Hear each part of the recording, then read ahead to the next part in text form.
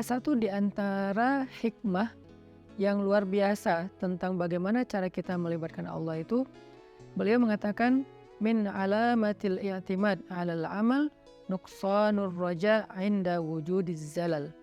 Salah satu di antara tanda-tanda orang terlalu bergantung kepada ikhtiar, bergantung kepada amalnya, bergantung kepada perbuatannya, bergantung kepada usaha dirinya adalah nuqsanur raja', berkurangnya harapan kepada Allah inda wujudiz zalal, ketika ada masalah dalam hidupnya.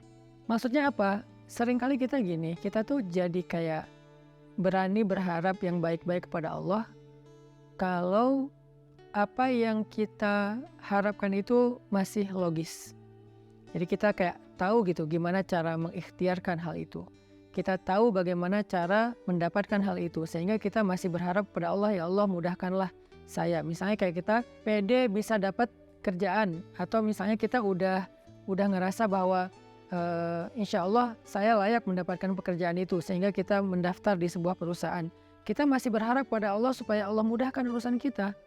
Tapi ketika ternyata kita ditolak sana sini, kita ketuk setiap pintu-pintu di bumi, ternyata nolak kita sehingga kita nggak punya kerjaan, kita tiba-tiba jadi putus asa, jadi nggak berharap lagi, jadi nggak optimis, karena ngerasa kayaknya pintu-pintu bumi udah tertutup.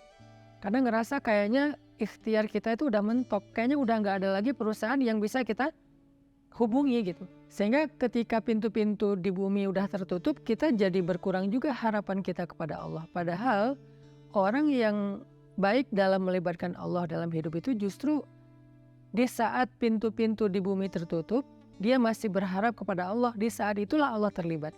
Jadi jangan sampai ketika pintu bumi tertutup, manusia meninggalkan kita, jalan-jalan ikhtiar itu kayaknya udah mentok, kita jadi berprasangka buruk dan tidak lagi berani berharap yang baik-baik kepada Allah.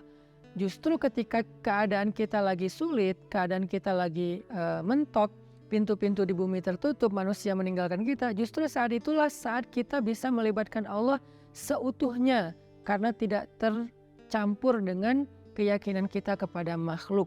Dan saat itulah saat yang paling ajaib, saat kita mentok.